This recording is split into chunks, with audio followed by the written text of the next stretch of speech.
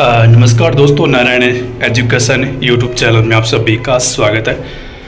तो सबसे पहले तो दोस्तों आप नारायण एजुकेशन यूट्यूब चैनल के साथ जुड़ सकते हैं, चैनल को सब्सक्राइब कर सकते हैं, शेयर भी कर सकते हैं। तो यहाँ पर दोस्तों आप देख सकते हैं कि जो शिक्षा मंत्री मदन दिलावर है, उन्होंने आज विधानसभा में 3rd ग्रेड शिक्षक भर्ती 2025 और 3rd ग्रेड ट्रांसफर को लेकर पूछा गया सवाल का जवाब दिया है और सरकार इसके ऊपर क्या कर रही है उसको लेकर भी जवाब दिया है।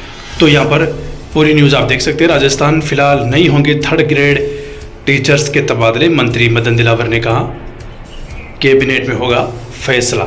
और ये आप डेट देख सकते हैं, 21 फरवरी 12 बजे की न्यूज़ है। और इसमें आगे देखो,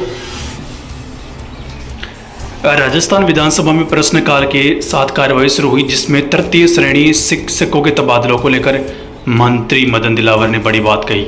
विधायक कैलाश शर्मा ने कहा कि पिछले 6 साल से कई शिक्षक गृह जिले से बाहर काम करने को मजबूर है, जिसके जवाब में मंत्री मदन दिलावर ने कहा है, क्या कहा है? राजस्थान विधानसभा में प्रश्नकाल के साथ कार्रवाई शुरू हुई, जिसमें प्रदेश के 3rd ग्रेड टीचर्स के ट्रांसफर का मामला उठा। बगरू विधायक कैलाश शर्मा ने विधानसभा में सवाल किया कि तृतीय श्रेणी शिक्षकों के वर्ष 2012 के बाद स्थानांतरण नहीं किए गए। विधायक कैलाश शर्मा ने कहा, पिछले 6 साल में तृतीय श्रेणी शिक्षकों तबादले नहीं होने से हजारों शिक्षक गृह जिले से बाहर काम कर रहे हैं। विधायक ने पूछा, ग्रीष्मकालीन सत्र में क्या सरकार तृतीय श्रेणी शिक्षकों के ट्रांसफर का विचार रखती है क्या? जिसके जवाब में मंत्री मदन दिलावर ने कहा, अभी 3rd ग्रेड टीचर्स के ट्रांसफर को लेकर मंत्रिमंडल में विचार होना प्रस्तावित है। मंत्रिमंडल में ट्रांसफर को लेकर जो भी निर्णय होगा वह हम करेंगे।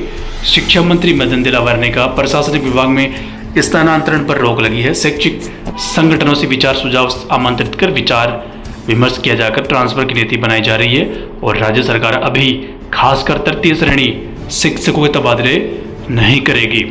वही सदन में उच्च शिक्षा मंत्री ने कालीबाई भील और देवनारायण स्कूटी योजना में स्कूटी वितरण को लेकर जानकारी दी। विधायक दीप्ति किरण महेश्वरी के सवाल का जवाब देते हुए उप मुख्यमंत्री प्रेमचंद ने कहा, कोविड के कारण स्कूटी वितरण प्रक्रिया बाधित हो गई थी, फिर लोकसभा चुनाव आचार संहिता वितरण में देरी हुई।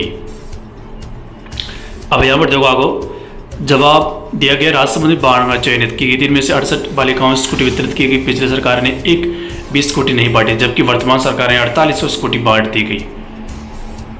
तो इस स्कूटी को लेकर जवाब में डिप्टी सीएम ने कहा, 1437 स्कूटी जो आपकी सरकार ने नहीं बांटी थी, वेंडर के खिलाफ जांच करवाकर कार्रवाई की जाएगी।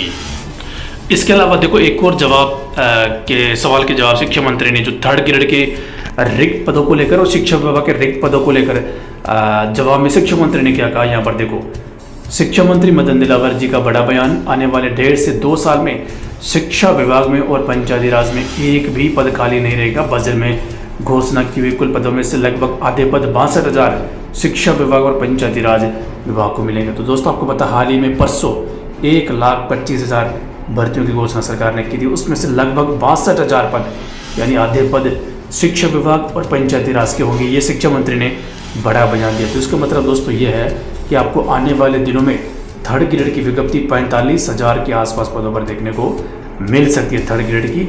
इसके अलावा 10,000 पदों पर आपको 2nd ग्रेड, 1st ग्रेड और पीटीआई की भर्ती और देखने को मिल सकती है, तीनों भर्तियाँ 55,000। बाकी 7 से 8,000 जो पद है वो पंचायती राज के होंगे। ये न्यूज़ निकल के सामने आ रही है। तो रेट का एग्जाम एडमिट कार्ड जारी हो चुका है, एग्जाम 27 से 28 फरवरी को होगा। इसके बाद 3rd ग्रेड की प्रक्रिया कर्मचारी चयन बोर्ड शुरू करेगा और दोस्तों बम्पर पदों पर 3rd ग्रेड की विज्ञप्ति जारी होगी।